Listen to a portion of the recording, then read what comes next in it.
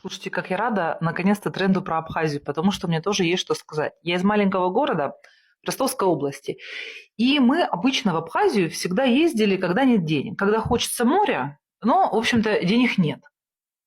Была я там раза 3, и, честно говоря, вот больше не стремлюсь. Наглые, ленивые, не все абхазы, которые нас не считают за людей. Каждая экскурсия – это выкачка денег. Поехать на экскурсию за горным медом, где толпы туристов им втюхивают, навяливают, продают что-то. В кафе нормально поесть невозможно.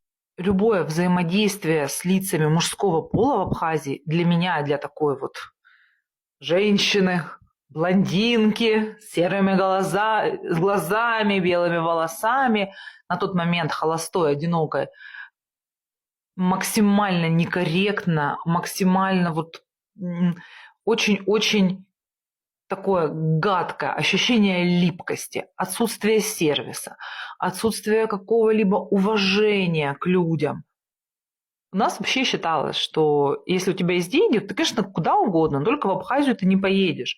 Сочи, да, Геленджик, да. У кого чуть-чуть еще больше, Турция, Египет, естественно. У кого есть чуть-чуть побольше, те могут там куда-нибудь в Мурманск поехать, на Байкал, на Алтай, и они ездят сейчас.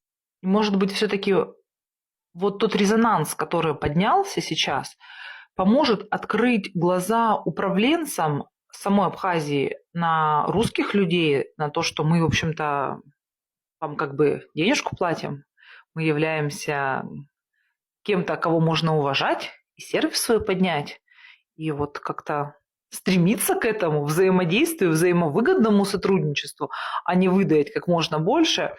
Но это, кстати, везде так на юге. Куда ни приедешь, там нет культуры того, чтобы люди к тебе приезжали на следующий год.